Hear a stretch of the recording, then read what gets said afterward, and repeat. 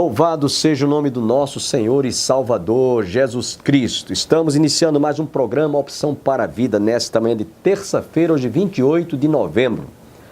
Os dias estão passando-se rapidamente. Hoje comemora-se o dia de ação de graças e também o dia do soldado desconhecido. Isso nos lembra aqueles pracinhas, aqueles soldados que estiveram participando de conflitos, de guerra, e muitos deles foram mortos e os seus corpos não tiveram como que ser reconhecidos algumas vezes ou devolvidos à sua terra. Por isso eles ficaram considerados soldados desconhecidos, porque não tiveram como ser devolvido à sua família, ainda que fosse o seu corpo. Nós queremos aqui registrar nossa palavra principalmente a todas as famílias em algum lugar cujos parentes estão na lembrança, saudosa lembrança daqueles que tombaram em pleno campo de batalha. Daí a celebração do dia ao soldado desconhecido. Quero lembrar aos nossos telespectadores que nós estamos trazendo as mensagens através do Opção para a Vida que foram ministradas durante a celebração do Jubileu de Ouro, ministrado nos dias 13 e 14, em João Pessoa, lá no Ronaldão, pela ocasião das comemorações de aniversário da Aliança das Igrejas Evangélicas Congregacionais do Brasil. Hoje estaremos ouvindo a mensagem que foi ministrada pelo reverendo Nicásio Corrêa de Moura Filho. Ele pregou no encerramento uma mensagem muitíssima importante sobre o endemoniado de Gadara, que foi liberto do poder de Satanás, do poder das trevas. O homem que era um terror, agora havia sido transformado pelo poder de Deus. Por isso que o apóstolo São Paulo nos diz: não me envergonhe do evangelho de Cristo, porque o evangelho é o poder de Deus para a salvação de todo aquele que crê. Então que você nesta manhã, que não teve a oportunidade de estar presente conosco lá nas comemorações do Jubileu de Ouro, seja edificado através desta ministração da palavra pelo reverendo Nicásio Corrêa.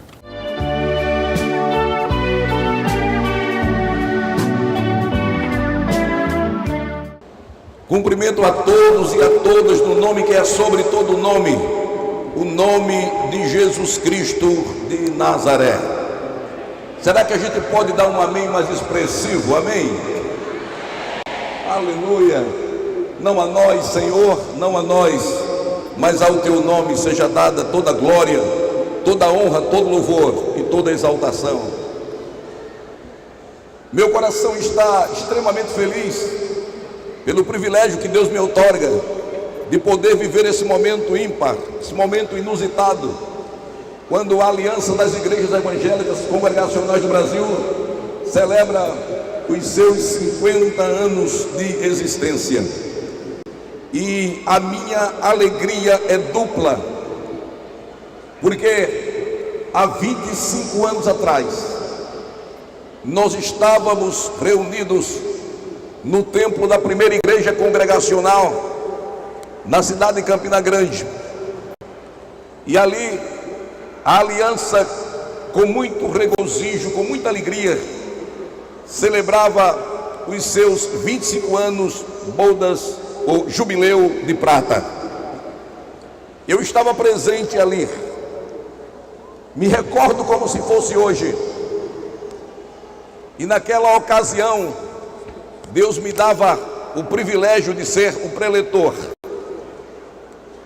e naquela oportunidade eu lembro que o texto que me servi para fazer a explanação da palavra de Deus foi Lamentação de Jeremias, capítulo 3, versículo 21.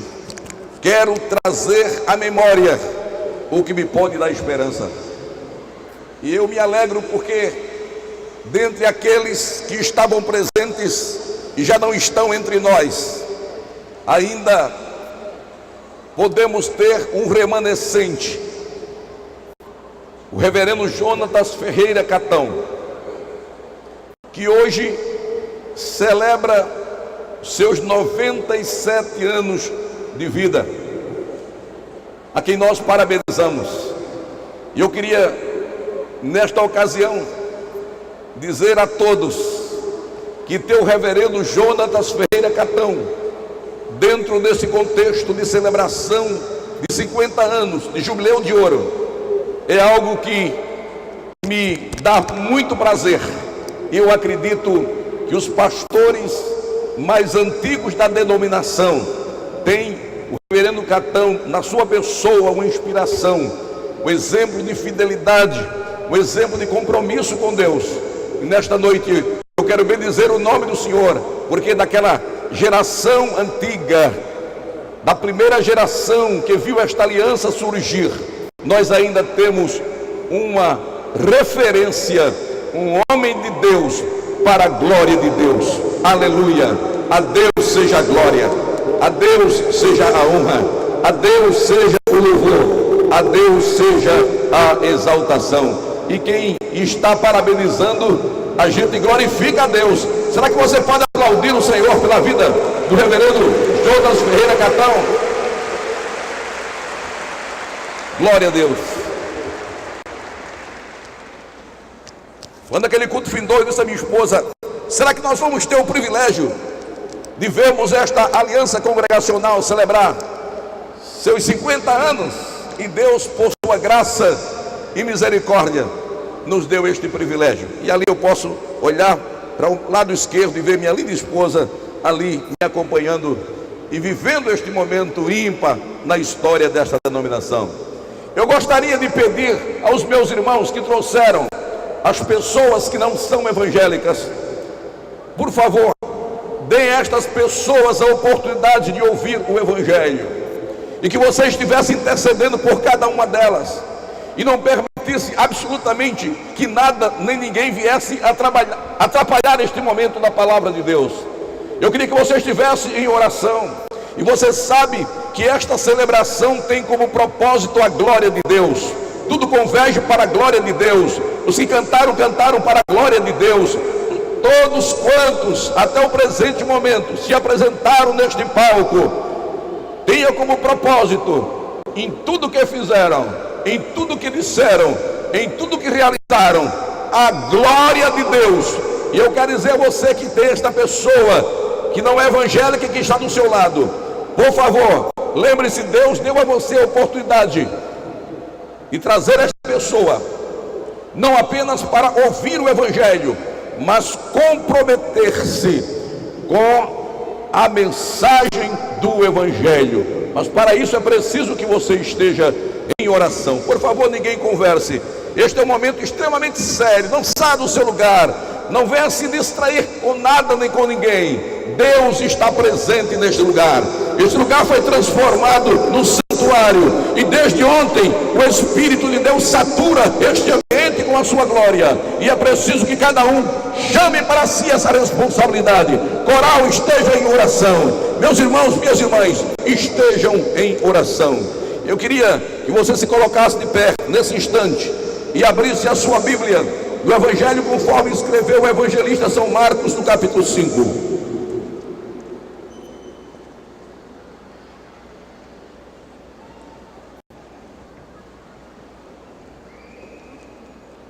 Me foi pedido então que nesta noite eu pudesse trazer uma palavra mais evangelística, e por esta razão eu gostaria de fazer a leitura nesse texto tão conhecido, mas com tantas lições a serem aprendidas. Marcos capítulo 5,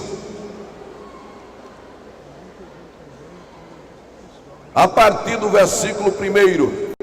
Eu queria que você parasse em nome de Jesus, porque quando você caminha é como se você estivesse chamando a atenção para você. E eu quero dizer a você que a estrela de primeira grandeza que está neste lugar é o Senhor Jesus Cristo de Nazaré. Então não saia do seu lugar, não se locomova, e se tiver que abrir a boca, que seja para glorificar aquele que é digno de toda a honra, de todo louvor e de toda a glória. Amém, meus irmãos? Os que estão de acordo com esta palavra, digam amém. Aleluia, aleluia.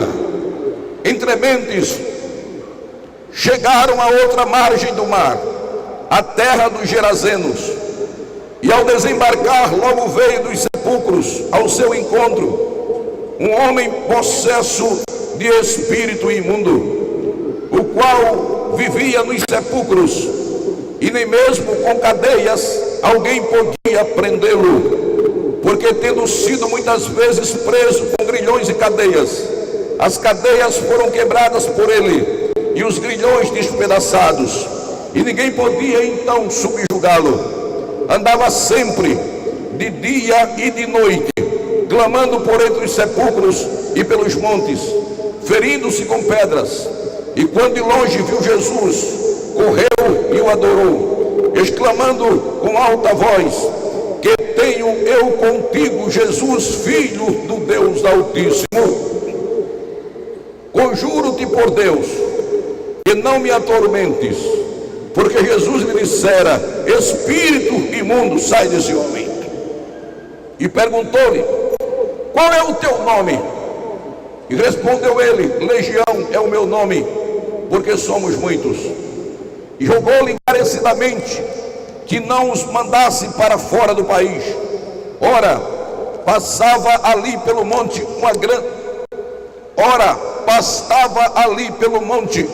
uma grande manada de porcos.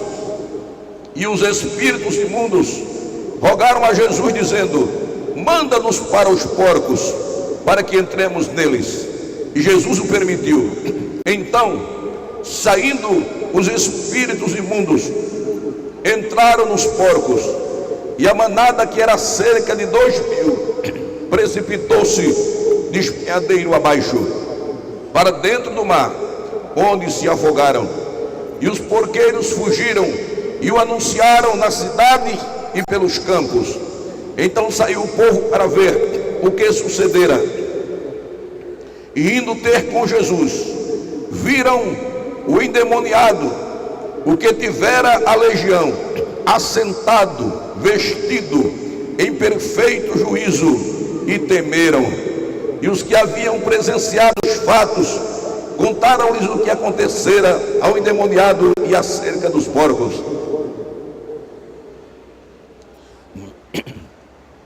E entraram a rogar-lhe que se retirasse da terra deles.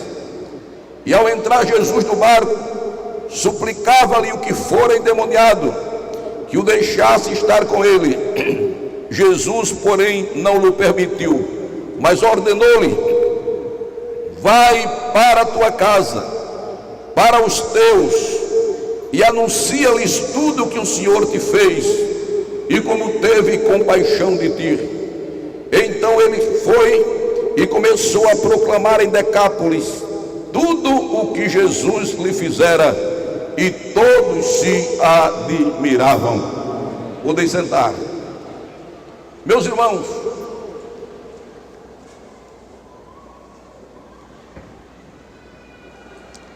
o tema da minha mensagem nesta noite é uma história reescrita pela mão de Deus.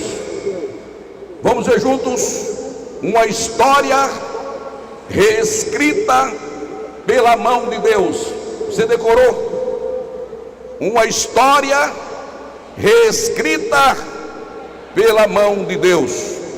Como já é do conhecimento de todos, esta grande festa celebra 50 anos da história da Aliança das Igrejas Evangélicas Congregacionais do Brasil. E aproveitando o ensejo, eu gostaria de falar nesta noite sobre história. Mas não é sobre a história da denominação que quero falar, é sobre a história de cada um de nós em particular. Afinal, todos nós, sem exceção, estamos fazendo história. E a escrita da nossa história começou em nossa concepção, no ventre da nossa mãe. Para alguns foi um início de história glorioso, cheio de alegria, porque foram frutos de uma gravidez planejada, desejada e cuidada com muito carinho. O início da história de outros, porém, talvez tenha sido traumático, uma gravidez indesejada e quase abortada, e talvez uma infância marcada por intensas tribulações. Mas independentemente da reação dos nossos pais, uma coisa é certa: a nossa história começou pela vontade soberana de Deus. Aleluia! Foi Ele que nos trouxe a existência, foi Ele que nos deu o fôlego de vida e que começou a escrever a nossa história. E a partir desse início, então, é que todos os dias nós fechamos um capítulo dela. E quando morrermos, o livro da nossa história estará completo, para que outras pessoas leiam e façam os seus comentários. Diante disso, deixe-me lhe perguntar algo: se hoje fosse o último capítulo de sua história de vida, que tipo de história você teria escrito? Que tipo de história as pessoas leriam de você? O que as pessoas estariam dizendo ao seu respeito? Talvez você não tenha pensado ainda nisso, mas pense nesta possibilidade. Se hoje fosse o seu último dia de vida nesta terra, a pergunta que faço nesta noite é: que tipo de história você construiu? O que as pessoas estariam então a dizer, reportando-se a você? Então isso é importante. E o mais importante ainda, o que Deus diria sobre a história que você escreveu com a vida que Ele lhe deu? A resposta a esta pergunta depende de quem escreveu a nossa história. Há pessoas que desprezaram Deus e a sua palavra, viveram conforme os seus sentimentos, viveram de conformidade com os seus próprios desejos, deixaram-se conduzir exatamente por tudo aquilo que era prerrogativa dos seus corações, e escreveram uma história de pecados e de miséria. Algumas dessas pessoas foram até bem sucedidas financeiramente, mas eram pobres para Deus. Embora passassem, ou talvez pensassem que eram livres para escrever suas histórias, eram escravos do mundo, eram escravos da carne e eram escravas do diabo. E por isso elas escreveram uma história de terror. Isto porque a vida sem Deus é uma vida de terror. Quem vive sem Deus não vive, vegeta. Outras pessoas, porém, viviam essa história de terror, mas um dia tiveram um encontro com Jesus, e Ele mudou completamente o gênero de sua história. O texto que lemos nesta noite é um exemplo claro de alguém que viveu essa experiência. Ele mostra que nenhuma história é tão terrível que não possa ser reescrita pelas mãos portentosas do nosso Deus. Os versículos 1 e 2, presta atenção, os versículos 1 e 2 dizem que Jesus e seus discípulos tinham ido à região de Gerasa, e que veio ao encontro deles um homem possesso de espírito imundo. O texto não cita muitos detalhes sobre este homem, não diz o nome dele, não fala do seu estado civil, não diz se ele tinha filhos, também não fala de sua profissão. Quando eu estava olhando para esse texto, eu bem que fiz a mim uma pergunta interessante. Eu disse bem que os sinóticos poderiam então destacar o nome deste homem, bem que a gente poderia saber de fato, pelo menos o nome deste homem, porque tanto Mateus como Marcos e também Lucas fazem referência à história deste homem, mas o seu nome não aparece. E quando eu estava conjecturando, indagando acerca disso, sabe o que veio à minha mente? Nicásio, a história deste homem é a história de qualquer um. A história deste homem é a história de qualquer um. Mas deixe eu dizer uma coisa a você nesta noite.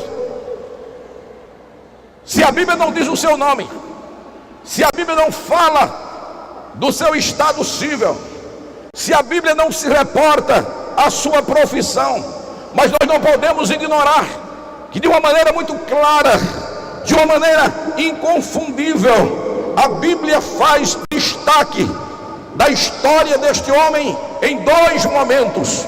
O primeiro, em que a sua vida quase foi destruída pelos demônios, e o segundo momento, em que Jesus restaurou a sua vida e reescreveu a sua história. Então nós podemos, em resumo, dizer que essa é uma história trágica com um final feliz. Portanto, nós dividiremos essa mensagem em duas partes. A primeira, trataremos sobre a vida deste homem que quase foi destruída pelos demônios. E no segundo momento, nós estaremos tratando sobre a sua história reescrita pela mão de Deus. Vejamos então a primeira parte, em que os demônios fizeram com que a vida desse homem se tornasse um inferno. O versículo 3 diz que ele tinha perdido sua casa e que morava em sepulcros. Aquele endemoniado, literalmente, ele perdeu a comunhão com os vivos e passou a habitar entre os mortos. E na verdade, o desejo dos demônios era que ele também pertencesse ao mundo dos mortos. Isso porque no versículo 5, na parte B, diz que ele vivia se ferindo com pedras. E ali podemos perceber que se não fosse o Senhor Jesus ter intervido em sua história, se o Senhor não tivesse um plano em sua vida, certamente ele teria morrido, a sua vida teria sido ceifada.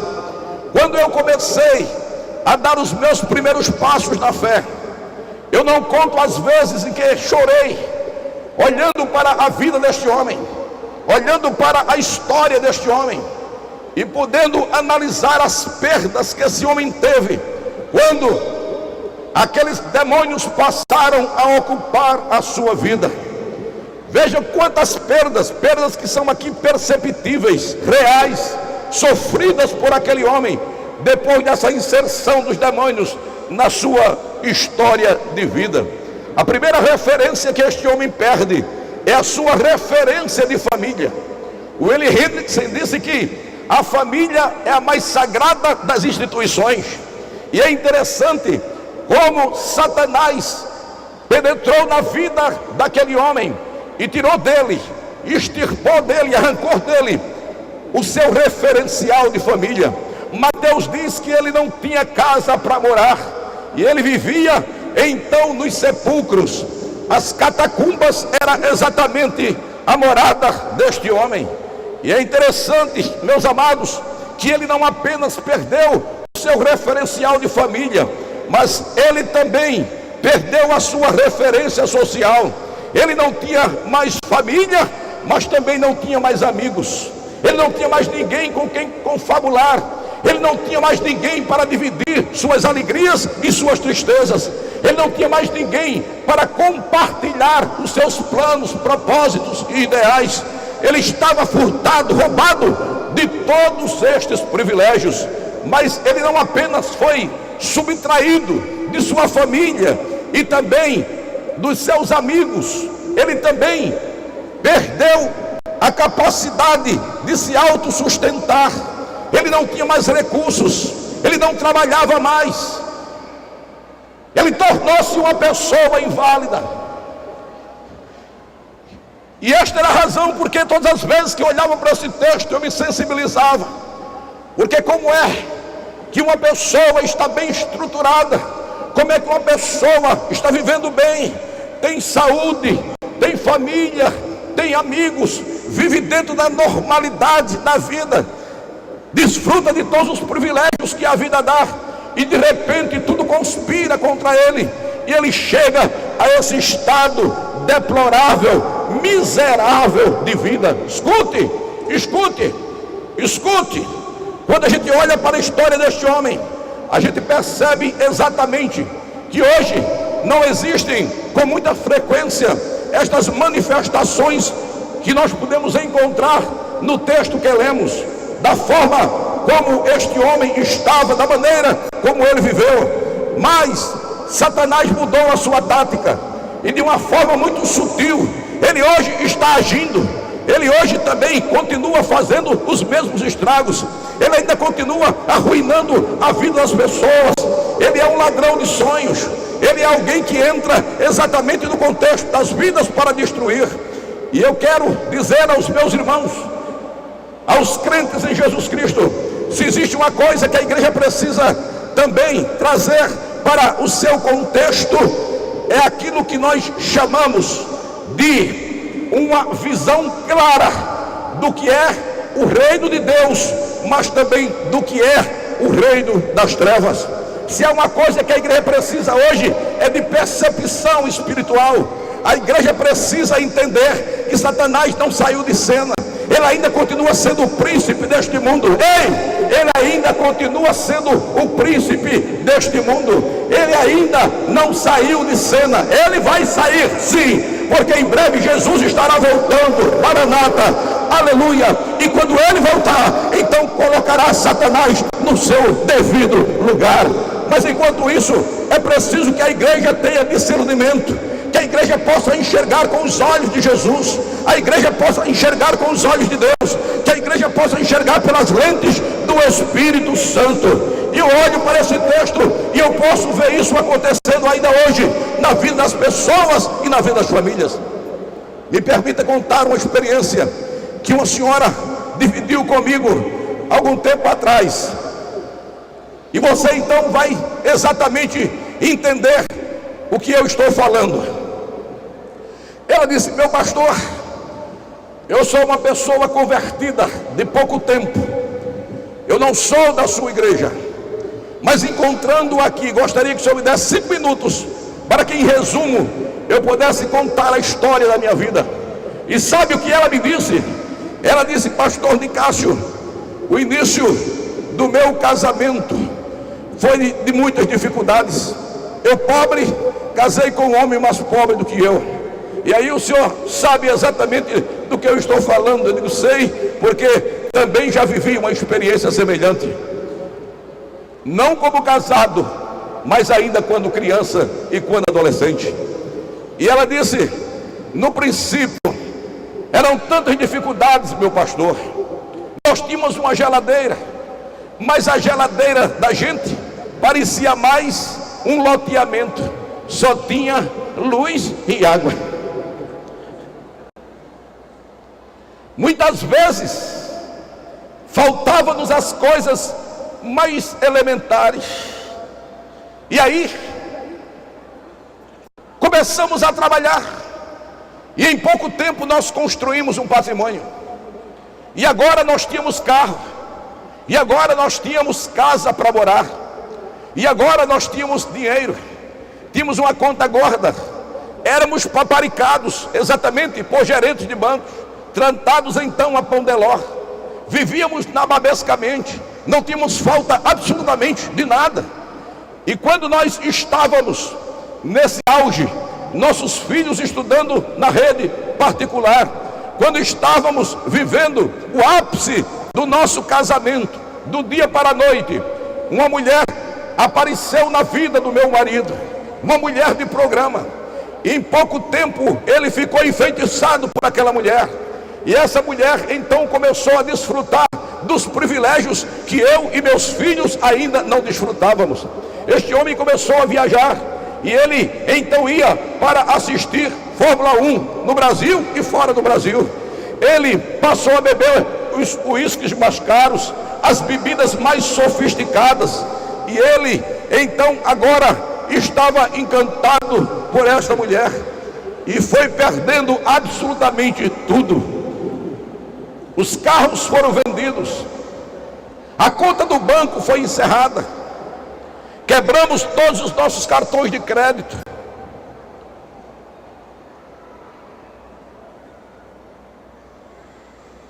Nossa casa foi hipotecada, nossos filhos foram tirados da rede particular e passaram agora a estudar em escolas do governo. E como se não bastasse, ele deixou a casa e foi morar com esta mulher. Meu pastor, eu peço as suas orações. Até o nosso próximo programa, se Deus quiser. Sempre